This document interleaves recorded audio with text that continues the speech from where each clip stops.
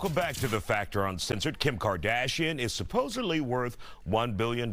Could be more, could be less. But she says she wants to continue pushing for more success. She's grown her empire over the past few years, expanding her brand, creating businesses, and even going to law school. She wants to build on her net worth to shake away the insecurity.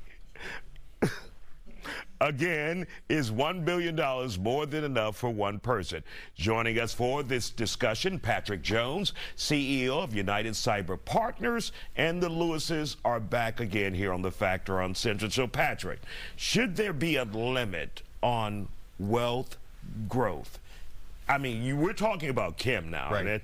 $1 billion, maybe more. Right. But should you limit yourself? Absolutely not. I think that, first and foremost, there's no limitations to what you can go out and achieve. In the words of J.D. Rockefeller, when he was once asked, how much money is enough money? He said, just a little bit more, right? So there's no limitations to what it is that you can go out and achieve and what you can do. Kim Kardashian, she subscribes to the same thought process. There's no limitations on her either. And once you get that money, what would be the smart move to make with it?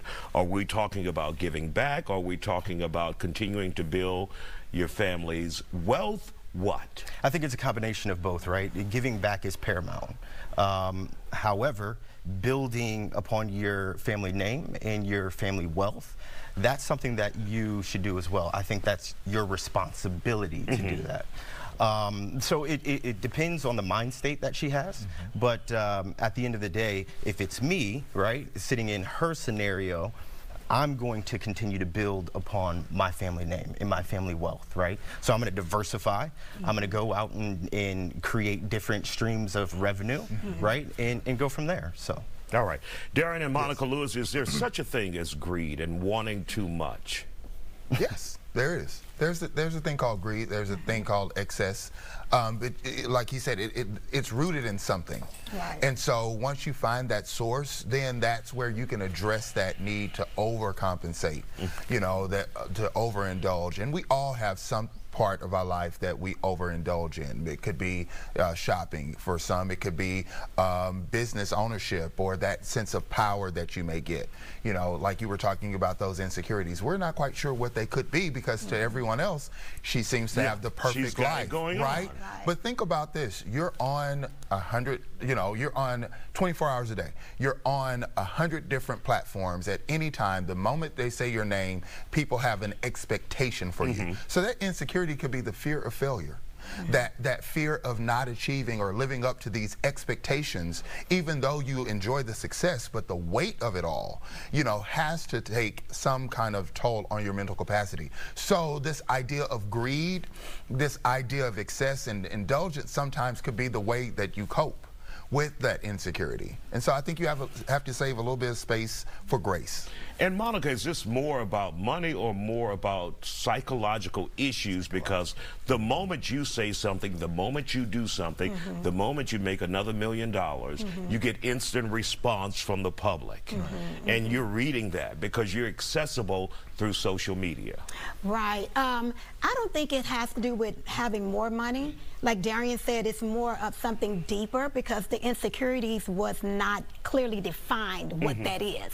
So I'm thinking it's more deeper. When I think of greed, I think of, I don't want you to have it, I'm taking it all. Got it. I don't get that from her. She is just ambitious. She want to make the business grow. And it could be, she's like, I like starting businesses and making them successful. But greed means I start the business, I don't want your name involved, I'm not paying you, that type of thing. So I don't think that's an issue. I think it's more of an underlying insecurity. It could be failure. It could be, you know, I'm always have to prove myself.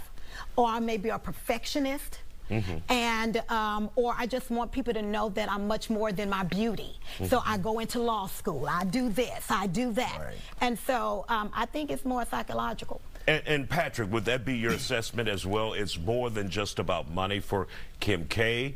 It's about self-worth and what she is searching for, even though we see her and we say, she has it all. Right. So I had the luxury of meeting Kim Kardashian and talking to her years ago.